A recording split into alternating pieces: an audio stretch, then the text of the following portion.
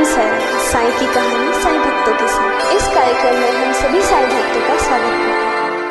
नायक तुम ब्रह्मांड के, पालक रक्षक नाथ। ओम साई राम। सद्गुरु श्री साईनाथ महाराज की शिक्षाएं और तत्व ज्ञान श्री साई ज्ञानेश्वरी के माध्यम से साई भक्तों के लिए उपलब्ध है।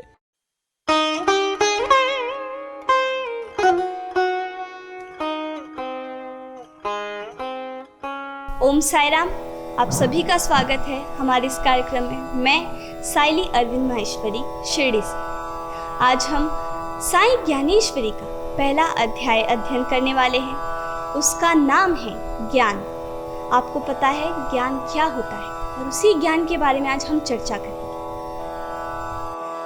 अवघी शास्त्रे संसाराशी, निसार आहे म्हणती ऐसी, या प्रपंच रूप श्रृंखलेसी, तोडी सत्पर दीन बंधो, जो सुखाची हाव धरावी, तो दुखाची स्वारी व्हावी, अशा सटवी नाचवी, ठाई ठाई आम्हाला, शोधू जात संसारात, सुखाचा नालिश मात्र, मी कंटाळलो त्याप्रत, नको संबंध तयाचा।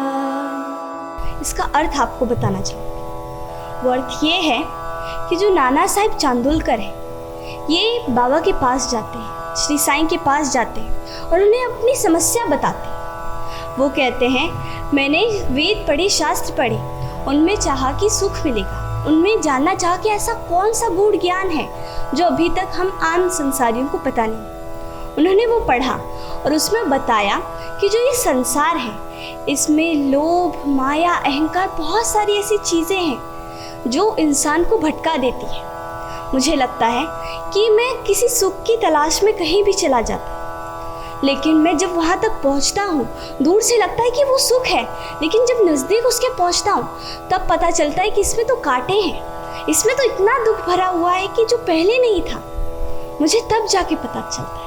वो अपनी व्यथा बताने लगे कि मैं जहाँ जहाँ गया मुझे लगा रिश्तों में कुछ सुख मिलेगा। उन्होंने रिश्ते बनाए, लेकिन रिश्तों में भी सुख नहीं मिला। उसके पीछे जो दुख था वो मुझे उठाना पड़ा, वो झेलना पड़ा। वो अपनी सारी बात बताते बाबा, वो अपनी सारी समस्या बताने लगे। उनके मन में जो उनका दर्द छिपा हुआ था, वो सारा दर्द साईं बाबा को बताने लगे। लेकिन वो यही बता रहे थे, अपने अंदर के सारे भाव बाबा को बता रहे। और इस समय मैं आप लोगों को एक चीज़ बताना चाहूँगी। जो श्री भगवद गीता है, आप में से बहुत लोगों ने पढ़ी होगी, आप बहुत सारे भक्त ने पढ़ी होगी। उसमें श्री कृष्ण और अर्जुन जी का संवाद है। उस संवाद में ही आपको गीता का सार मिलता है। उसी प्रकार से साईं ज्ञानेश्वरी में नाना साहेब चांदोलकर और श्री साईं बाबा की जो चर्चा हुई, इनके बीच में जो संवाद हुआ है, उसी का अर्थ है साईं ज्ञानेश्वरी। उसी का ज्ञान है साईं ज्ञानेश्वरी, उसी का मतलब है साईं ज्ञानेश्वरी।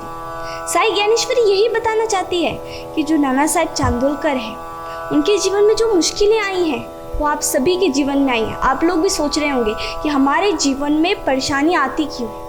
आप में से हर व्यक्ति सोचता है, जब आप किसी मुश्किल में होते हैं आप सब सोचते हैं कि परेशानी हमारे जीवन में आती क्यों है। आप लोग सोच रहे होंगे कि हमारे जीवन क्या परेशानी झेलने के लिए बना है।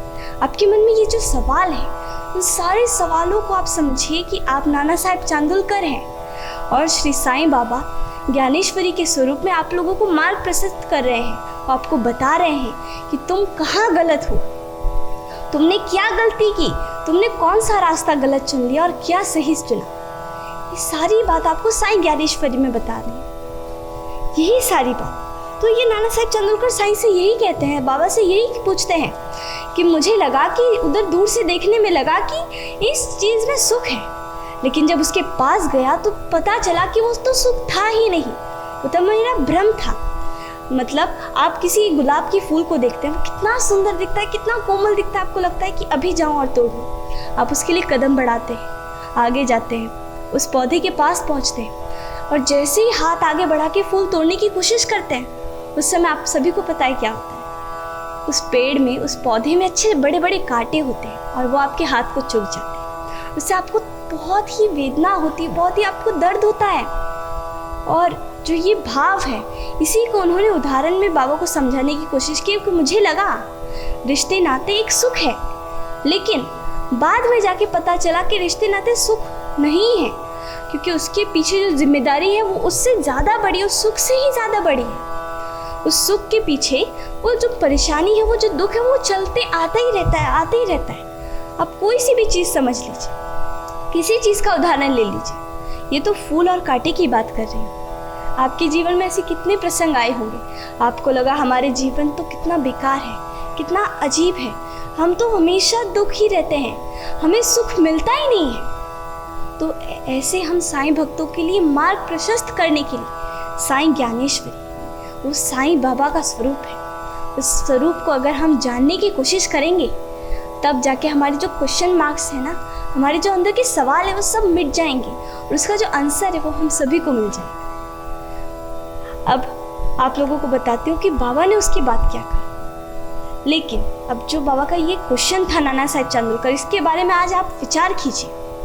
आपके जीवन में ऐसा कौन सा दुख है जिससे आप परेशान हैं, और उसे सोचिए कि अगर हमारे अंदर जो ये क्वेश्चन, आप बाबा से पूछिए कि बाबा मेरे जीवन में जो ये मुश्किल है, इसका मैं क्या करूँ, ये क्यों आ रही है।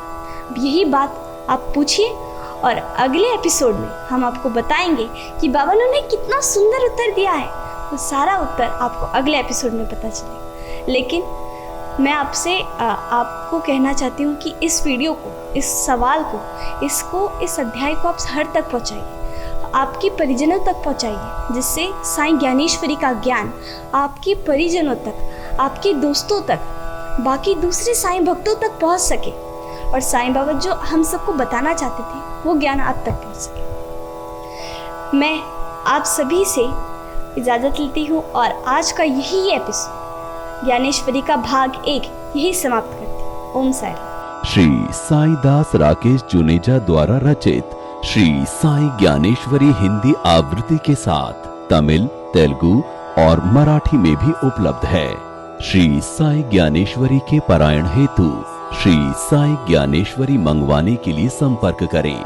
श्री साई सुमिरन ट्रस्ट 9910054133 और आप साईदास राकेश जुनेजा जी को भी संपर्क कर सकते हैं 9711200830।